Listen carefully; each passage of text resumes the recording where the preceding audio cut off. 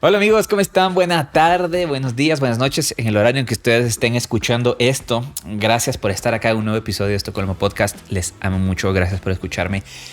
Vamos a ir al grano el día de hoy porque necesito ir al grano el día de hoy. Ando leyendo un poco de la historia del faraón y las plagas con featuring Moisés y Aarón. Y pues bueno, yo sabía que en mi corazón sentía que tenía que compartirles algo de esto. Y hay una pregunta, bueno, no sé si una pregunta, pero hay algo que Dios te quiere invitar a hacer. Así que te quiero invitar a que te puedas quedar un momentico y puedas escuchar, abrir tu corazón. Y quiero orar un ratico. Señor Jesús, te doy gracias por este tiempo. Te pido que todo lo que se vaya a hablar en este podcast el día de hoy pueda ser de muchísima bendición para la gente que lo escucha y que podamos tomar retos, Señor, y dejar de vivir en el autoengaño. Amén. Justamente el tema se llama el peor engaño es el autoengaño. Es una frase que le escuché decir a mi esposa muchísimo tiempo en su vida, en nuestra relación de noviazgo y matrimonio. Y siempre me dio vueltas, ¿no? ¿A qué se refiere el autoengaño? ¿Por qué el peor engaño es el autoengaño? Y para poder entender todo el contexto, necesito situarme en la historia. Vamos a hablar, como les dije, de Moisés y el faraón. Pero para poder entender todo el contexto detrás de esta historia entre Moisés y el faraón y las plagas y toda esta situación y el pueblo de Egipto vagando durante 40 años, tenemos que entender los inicios del pueblo de Israel. Así que vamos a remontarnos hasta Génesis un poquito más, si no me equivoco es 11, 12 o 13, me parece que es el 13, en donde un muchacho, bueno, un señor ya, no un muchacho, sino un señor llamado Abraham, recibe un llamado de parte de Dios. Dios le dice, hey, deja todo y vete al lugar al que yo te prometí. Te prometo un lugar donde fluirá leche y miel. Te voy a prometer un lugar en donde habrán vaquitas, ganados, donde tu familia será fértil, se va a multiplicar. O sea, es una bendición, una ganga que no puede dejar ir Abraham. Y contextualmente, en estas partes de la Biblia, ustedes se van a dar cuenta, a lo menos por ejemplo con Abraham y con Isaac su hijo, los padres y los hijos tenían esa tendencia a hacer exactamente la misma historia. ¿A qué me refiero? Por ejemplo, hay una historia en donde en Israel hay una hambruna tan grande que Abraham agarra y dice, ok, no hay comida, ¿qué es lo que hacemos Dios? Y Dios le dice, ve a guerrar. Tiempo después, su mismo hijo Isaac, en la misma hambruna, me explico, tiempo después, una misma hambruna, Isaac agarra y va para guerrar. Y hacen exactamente lo mismo. Mienten con sus esposas, dicen que no son sus esposas, sino sus hermanas. Y bueno, es una situación ahí. Pero Abraham, ¿qué hace? Abraham rompe el ciclo de su padre y cuando Dios te llama a ti a hacer algo, cuando Dios se conecta contigo y te dice, hey, tal vez estabas vagando por la vida, caminando, haciendo quién sabe qué cosas, pero Dios te dijo, hey, yo quiero que tú sirvas en la misión de expandir el reino de Dios, de llevar el mensaje de Jesús. No sé qué es lo que Dios te dijo, pero ya te llamó. Y cuando Dios te llama, mejor dicho, tu vida cambia 180 grados, va en otra dirección. Hace algunos episodios yo decía que la relación con Dios nunca es estática, nunca vas a ir en la misma dirección, siempre va a ser dinámica. Es una relación que va cambiando con el tiempo y eso es precisamente lo que le sucede a Abraham. Ahora, luego de Abraham ya acepta el llamado y acepta la promesa, ¿qué viene? Viene un periodo turbulento, se le puede decir, con altos, bajos y muchas cosas. Dice que tiene un hijo llamado Isaac.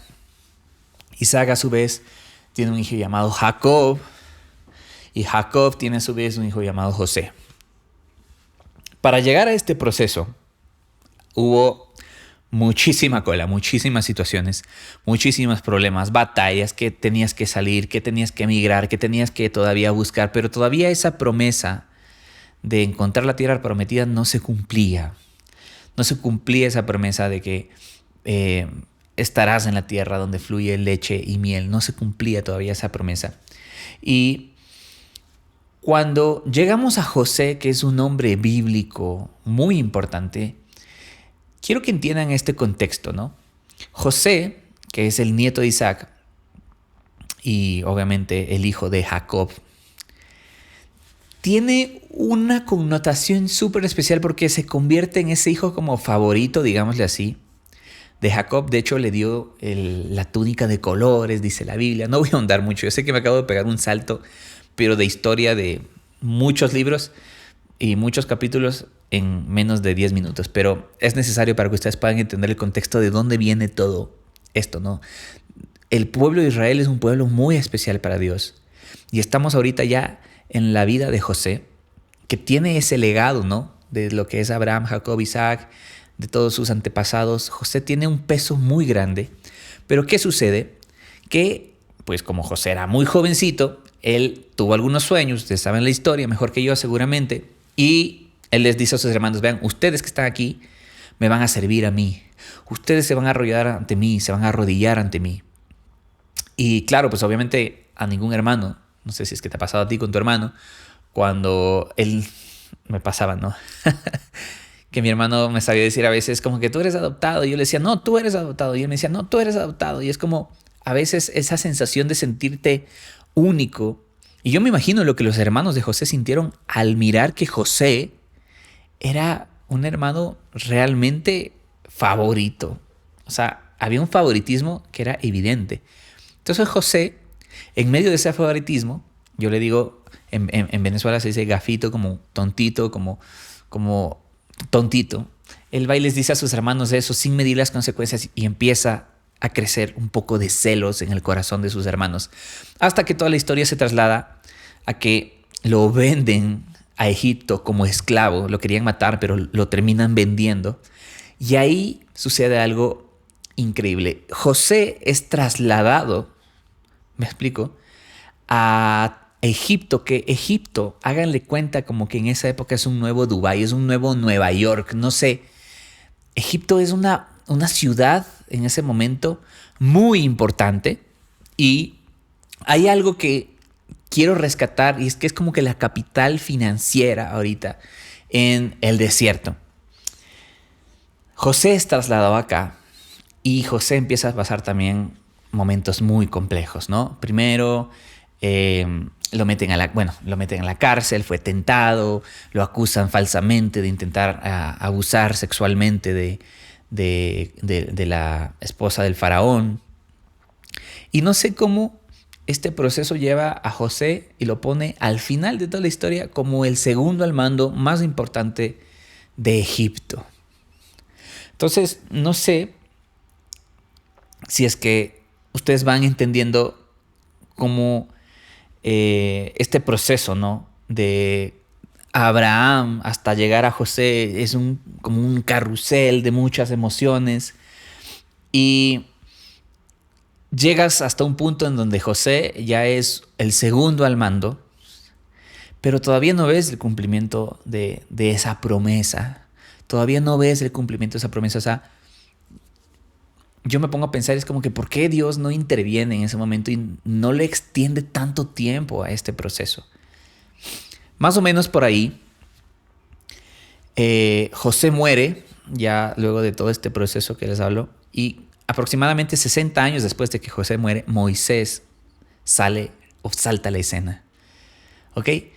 Lo que sucede es que José, en el contexto que era el segundo al mando del faraón, era un hombre que estaba sumergido, se podría decir, en esta parte del poder.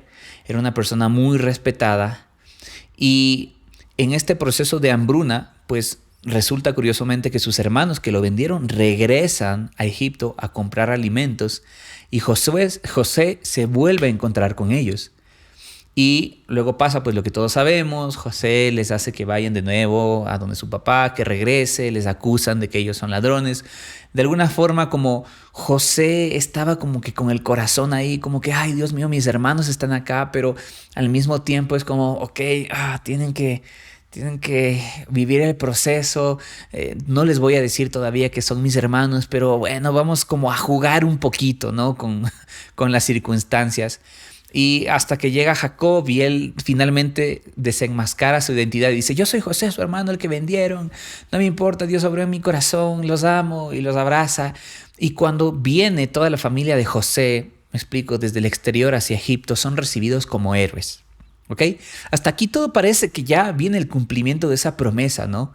De la bendición, de que serán multiplicados, pero todavía no hay ese cumplimiento de esa promesa sobre Abraham.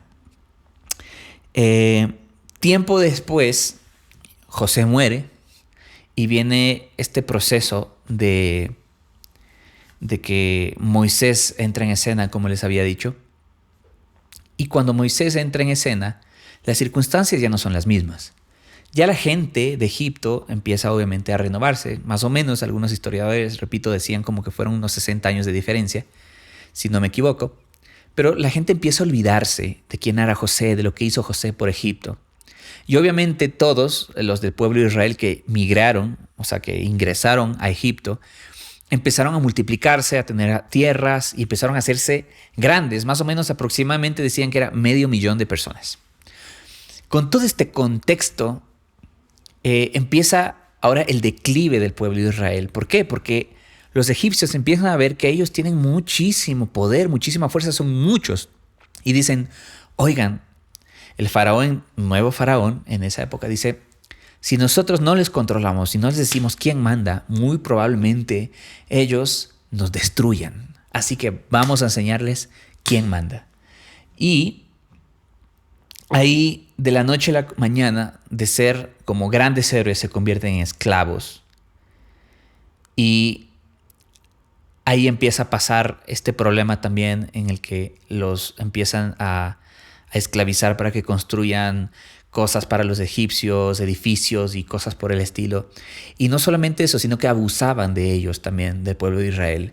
Ya no les proveían los materiales, sino les decían, hey, ustedes tienen que ir a buscar los mismos materiales y nos tienen que arreglar la casa. O sea, no sé si te puedes imaginar todo ese contexto dañino y tóxico que había. Obviamente es un ambiente de muchísima presión y nadie quiere estar ahí involucrado.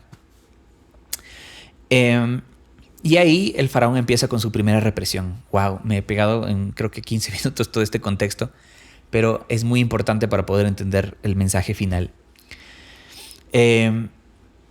Empieza la primera represión el faraón y ahí empieza a matar a los primogénitos de los israelitas. Es el primer genocidio registrado en la Biblia. Y yo no sé si tú te puedes imaginar del contexto del que, igual, otra vez vamos a ponerlo a tela del tiempo, ¿no? Desde Abraham hasta el tiempo de José, que fue como que un rise, como una elevación, como un llegar a un top, y parece que ya vamos a alcanzar la promesa, pero se baja de nuevo. Y otra vez hay abuso, dolor, desilusión, hay angustia. Imagínate dolor por la muerte de los primogénitos de los israelíes. Los primogénitos espiritualmente, si tú sabes, tienen un contexto muy poderoso dentro de la Biblia. La bendición de la primogenitura. El faraón estaba atacando directamente a Dios a través de la muerte de los primogénitos. Y hace poco vivimos en Ecuador un conflicto armado, justamente entre Policía Nacional, las pandillas y bueno, todo el Ecuador en contra de las pandillas, de los terroristas en este caso, ¿no? Ya surgió esta nueva palabra, terrorismo. Y yo creo que todos coincidimos en que ha sido una época de las más violentas de Ecuador, una que ha generado mucho miedo, pero también un sinsabor, una sensación extraña en las tardes de nuestro hermoso Ecuador, en las tardes en familia, la familia con miedo a reunirse, tal vez ese sinsabor, esa sensación de inseguridad, tal vez mucha gente quiere salir del país y muchos asesinatos. Entonces yo no sé si tú te puedes lograr imaginar qué es lo que estaba sintiendo el pueblo de Israel en ese tiempo. Entonces, en medio de todo eso, como iban a matar a los bebés, a los primogénitos, a Moisés lo envían en una canasta río abajo para salvar su vida y curiosamente se encuentra con la hija del faraón. Posterior a esto saltamos en el tiempo, igual Moisés empieza a crecer en un ambiente rico y cómodo hasta los 40 años. Estaba en un ambiente de mucho dinero hasta los 40 años. Hasta que hay algo que a mí me encanta aquí, es como la sangre te llama. La sangre te llama. Es como cuando le escuchas hablar a alguien de tu nación, de tu país, tal vez estás en el extranjero y no sé, hay algo que te atrae hacia tu país, hacia tus costumbres, hacia tus culturas, y tal vez vives fuera hacia tu cultura, si tal vez vives fuera del país. Y eso le empezó a pasar a Moisés. Obviamente Moisés fue criado por su madre, por los cercanos, tal vez en este ambiente un poco de como de oculto, pero al mismo tiempo un ambiente donde Moisés sabía quién era, sabía su identidad. Entonces cierto día iba caminando por ahí y vio que un egipcio estaba abusando, golpeando a un israelita. Entonces obviamente esta es mi gente, esta es mi sangre, perdió la cabeza y terminó asesinando al egipcio. Entonces al siguiente día se encuentra con dos israelitas que también estaban peleando y él les dice: hey, ¿por qué le tratas mal al otro? Moisés de nuevo se encuentra con este cuadro, ¿no? En donde dos israelitas, dos personas de su tierra están peleando entre sí, y los dos le responden de una forma que la verdad no me imagino el shock que debió haber sido para Moisés. Le dicen: hey, ¿tú qué estás diciendo si el día de ayer mataste a un egipcio? Entonces Moisés se asustó y huyó para el desierto porque pensaba y sabía que había hecho mal y sabía que el faraón lo iba a matar. Wow, me acabo de pegar casi todo el Pentateuco en 15 minutos. ¿Y por qué te digo esto? Porque, repito, y para ponerlo en contexto una vez más, tenemos al pueblo de Israel como un pueblo creciente que llega hasta cierto punto de respeto en un país extranjero en vías de desarrollo, con muy buena economía, con muy buena administración, como un Dubái de nuestros tiempos, pero empieza el declive a decaer y empieza una etapa de muchísimo sufrimiento. ¿Ok? Cuando sucedió esto, de que Moisés huyó al desierto, él tenía 40 años. ¿Sabes cuánto tiempo duró Moisés en el desierto preparándose para regresar a Israel? 40 años. Es decir, salió de 40 años y a los 80 años, es decir, 40 años más, él recibe un llamado especial y una misión de parte de Dios para ir a rescatar al pueblo. Ahora, ya voy a eso. Simplemente quiero hacer énfasis en algo. Hay un lugar especial en donde somos formados. Y todos los grandes hombres de la Biblia han pasado por ese lugar, el desierto. David, Jesús, Moisés, Abraham, Isaac, todos los grandes hombres de la Biblia han pasado por el desierto. ¿Qué te hace pensar que no va a suceder lo mismo contigo? Probablemente en este momento tú estés pasando un desierto y no sabes qué es lo que está pasando en tu vida, o tal vez no logres entender qué es lo que sucede en tu vida, pero estás pasando un desierto. Y hay un verso con el que quiero respaldar esto, en donde Dios te promete que te va a llevar al desierto. Dice: a pesar de todo esto, llevaré a Israel al desierto y allí con mucho cariño haré que se vuelva a enamorar de mí. Probablemente si en este momento estás en el desierto, lo que Dios quiere es enamorarte de Él. Dios quiere que te enamores de Él. Dios quiere que lo ames. Dios quiere que dependas de Él. Y vamos a ver que esto sucede con Moisés. Porque en este lugar, en este desierto, Él es formado. Hay algo especial con este espacio, el desierto. Y al inicio tú ves a un Moisés como pastor, ¿no? De ser un rey prácticamente, a ser un pastor ahora de ovejas, inseguro, tartamudo, ¿ok? Y que de a poco va haciendo otra vez ese mismo levante, ese rise, hacia convertirse en el libertador de Israel. Y en el proceso, en el desierto, él va cambiando su mente. En el proceso, él va cambiando el sistema de valor. Lo que realmente importa ya no son las cosas, ya no es incluso su gente, es lo que Dios diga. Y en estos 40 años que te digo, desde los 40 años de edad de Moisés hasta los 80, Moisés pasó un proceso de refinamiento y de enamoramiento a Dios. Tal vez estás pasando mucho tiempo ya en el desierto y dices: Señor, ya, no vas a salir del desierto hasta que no te enamores completamente del Rey. No vas a salir del desierto hasta que no te enamores completamente de Jesús, hasta que dependas totalmente de Él. Ahora, hay una frase que en Éxodo 33, si no me equivoco, me conmovió muchísimo y decía,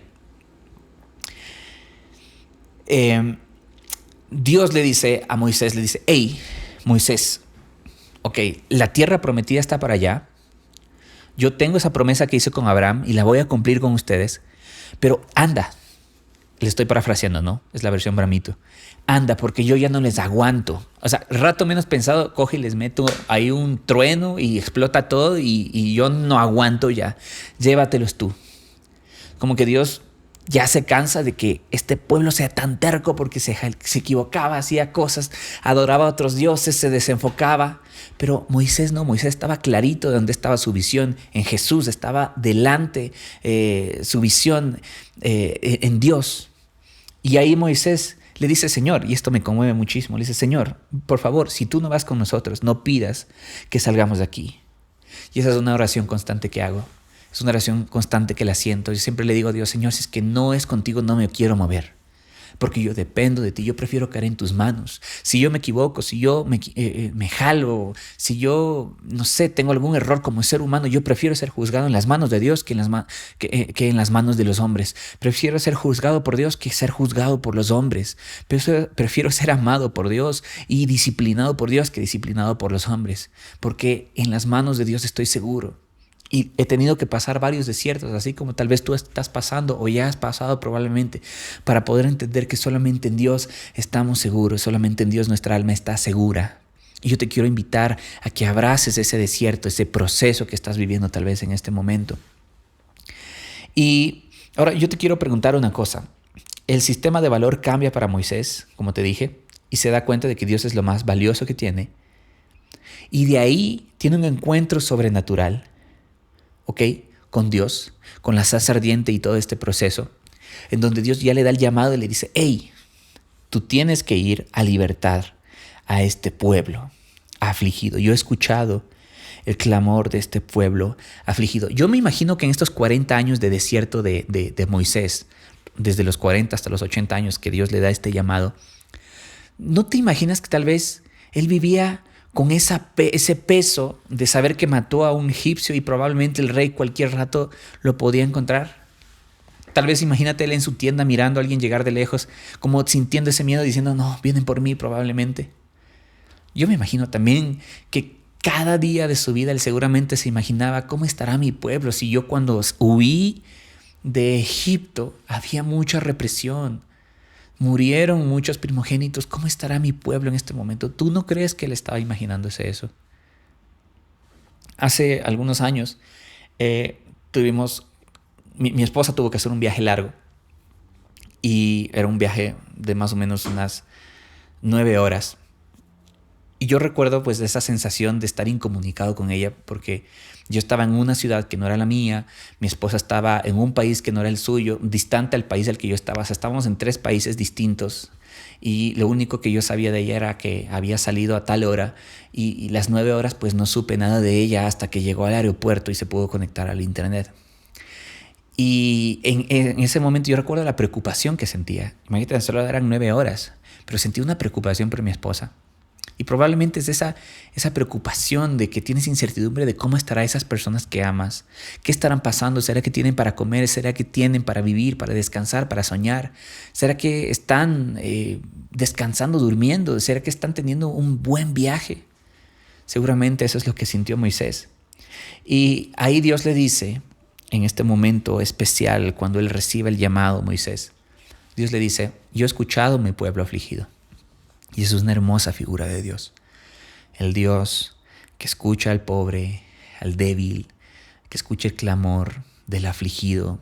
El Dios que acompaña al que ya no tiene fuerzas. El Dios que se compadece del que está sufriendo. Hoy quiero decirte eso. En el desierto que tal vez estés pasando, Dios quiere compadecerse. Dios se compadece de ti. Dios tiene ternura y te llevó al desierto tal vez para enamorarte más de Él. Para enamorarte más de Él. Y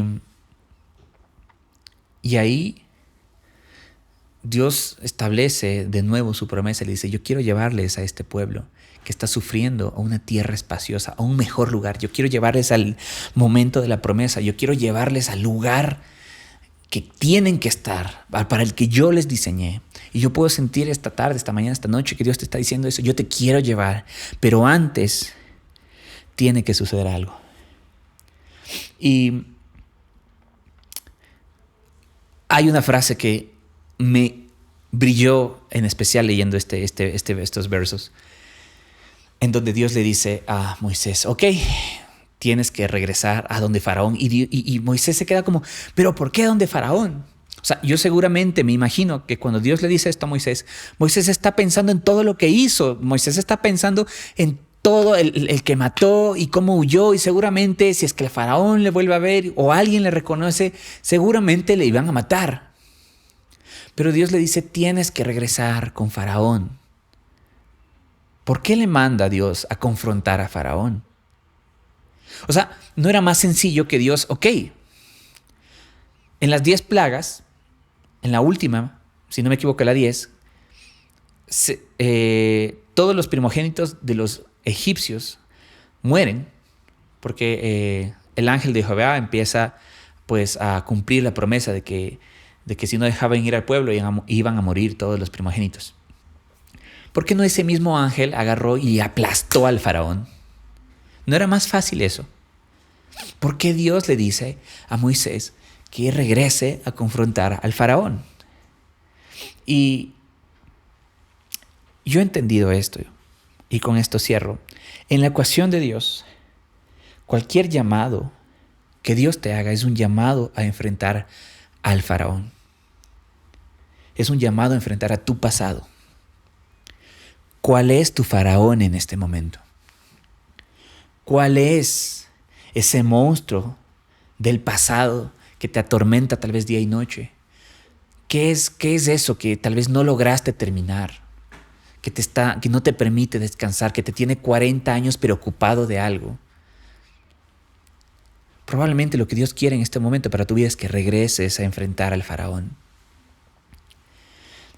Estoy con ganas de hacer running y obviamente cuando yo me meto en algo me encanta averiguar cosas y me puse a investigar cómo correr, cómo hacer running, qué zapatos usar, estoy viendo lo de las pisadas y me di cuenta de una cosa. Hay algo que es mucho más importante a la hora de correr que tiene que ver con la zancada. ¿Okay? Es más importante el pie de atrás que el pie de adelante cuando tú estás corriendo, porque el pie de atrás equilibra el torso a que vayas hacia adelante. Y algo que puedo rescatar de esto es que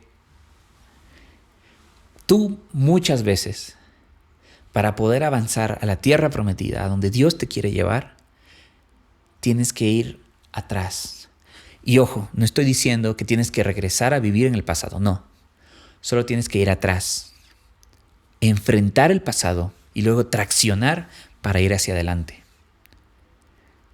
No estoy, repito, hablando de tienes que vivir en el pasado, no. Te estoy diciendo, enfrenta tu pasado y tracciona hacia adelante.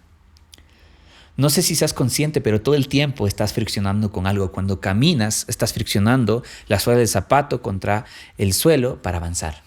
Cuando tú estás corriendo, estás friccionando para avanzar. ¿Ok? La idea es fricciona tu pasado, no lo revivas. Sin zancada, no hay impulso. Sin zancada hacia atrás, no hay impulso. Ahora, ¿qué debes friccionar en tu vida? ¿Qué tienes que enfrentar? ¿A qué faraón tienes que enfrentar? Algunos tienen que enfrentar el dolor del rechazo con quienes te lastimaron. Otros tienen que enfrentarse a la vergüenza. Hiciste algo imperdonable y cargas eso en todos lados. Para otros tal vez es un abuso que recibiste o que cometiste. Para algunos son consecuencias de tal vez alguna acción que generaste. Ser responsabilidad. Tener responsabilidad tal vez de un hijo. Ser responsable de tus actos. ¿Qué debes enfrentar hoy? Antes de vivir una vida fértil, recuerda, tienes que tomar un paso hacia atrás, enfrentar a Faraón y friccionar con él. Y por eso digo que mi esposa siempre decía que el peor engaño es el autoengaño, porque a veces vivimos autoengañados en una mentira. Y para mí la mentira, hoy en la mañana posteaba eso. Yo decía que la mentira es un género que tiene 4 subgéneros. El primero es la exageración, el segundo es la mentira per se, el tercero es la mentira blanca y el cuarto es el autoengaño. ¿Ok? La exageración, cuando tú mientes por exageración, es porque mientes para recibir atención. La mentira per se es la mentira pues que todos conocemos, es la ausencia de la verdad. La mentira blanca es esa que mientes para adaptarte o para supervivir. Por ejemplo, cuando le quieres hacer una sorpresa a alguien y te toca mentir para que no se dé cuenta. Y el último, el 4, que para mí es el más peligroso de todos, es el autoengaño. Cuando te mientes a ti mismo. Y esta última es dañina y adictiva. ¿Por qué? Porque no queremos combatir las cosas muchas veces que nos dan miedo o nos crean ansiedad, porque pensamos que nos van a matar, que nos van a hacer daño. Y empezamos a autoengañarnos, a decir, oh, está bien, no me importa, puedo vivir sin eso, no, ya no me duele, no me afecta, ya perdoné. Y te engañas a ti mismo cuando no has perdonado, cuando todavía te afecta. Y si tú no enfrentas tu pasado, no vas a poder vivir la tierra prometida, te lo vuelvo a decir. ¿Qué monstruo es el que estás visualizando en el pasado? Hay una frase, hay un verso que me encanta que Jesús dice, Él no vino a darte espíritu de cobardía, de temor, sino de amor, poder y dominio propio. Amor para amar a los que es difícil amar. Poder para hacer lo que es imposible para nosotros y dominio propio para poder controlar nuestros impulsos. El Señor ya te dio un espíritu de poder, amor y dominio propio. Y aún seguimos pensando que los monstruos del pasado, las fallas del pasado, los errores, los faraones del pasado son más fuertes que la gracia que Dios ya depositó en nosotros. Hoy Dios te dice, quiero liberarte y llevarte a un espacio de leche y miel. Deja de estar pendiente por quién viene a tu tienda a lo lejos. Deja de estar pendiente de quién te quiere matar, de quién te quiere hacer daño. Deja de estar pendiente de evadir las responsabilidades. Deja de soñar en las noches con eso que no hiciste. Y enfrenta tu pasado para poder ir a donde Dios te quiere llevar. A veces la negación se cura con aceptación. Tal vez probablemente me dices, ok, Bramo, ya no quiero vivir en esto, pero la persona tal vez con la que necesito enfrentarme o la situación ya no existe o tal vez murió o ya no está. Muy bien. Un buen primer paso es aceptar y entregarle a Dios eso. Y de una vez por todas finiquitar y cerrar. Friccionar y avanzar. Mi psicólogo me decía que gran parte de mi problema o de mi temor a la muerte tiene que ver con que yo no tuve la posibilidad de despedirme de todas las personas que se fueron de mi vida. Y la muerte se convirtió justamente en un faraón para mí. Entonces, cada vez que alguien hablaba de una enfermedad, de un cáncer, que alguien hablaba de morir, que alguien hablaba de que alguien joven murió, yo le repelía eso y huía. Y en estas semanas es que he logrado reconciliarme con eso. Tuve que enfrentar eso con conversaciones. Tal vez ya no está mi abuelo. Tal vez ya no está la gente que amo, que partió, que me abandonó, porque eso sentí que se fueron. Pero sí pude entregarle a Dios esta área de mi vida. Y yo quiero que puedas vivir esta libertad también tú. Así que puedes hacerlo. Lo hice. Y tú también puedes. Quiero que ores conmigo y le podamos decir al Señor, Señor Padre, quiero que en el nombre de Jesús nos puedas mostrar a los faraones que tenemos en nuestras vidas, que tenemos que enfrentar, Señor, para poder llegar a la tierra prometida, a donde tú quieres llevarnos. Te pido en este momento que cada una de las personas empiece a visualizar y si puedes lo escribas para que puedas generar un adecuado abordamiento y un enfrentamiento con mucha valentía, con mucha fuerza y sobre todo recordando que el Espíritu de Jehová está sobre ti, que Dios no te ha dado un espíritu de temor, sino de poder, de amor y dominio propio. En el nombre de Jesús. Amén. Y les quiero dar gracias por estar en este episodio. Espero de verdad que les haya ayudado este mensaje tanto como a mí. Les amamos mucho y nos vemos en una próxima ocasión.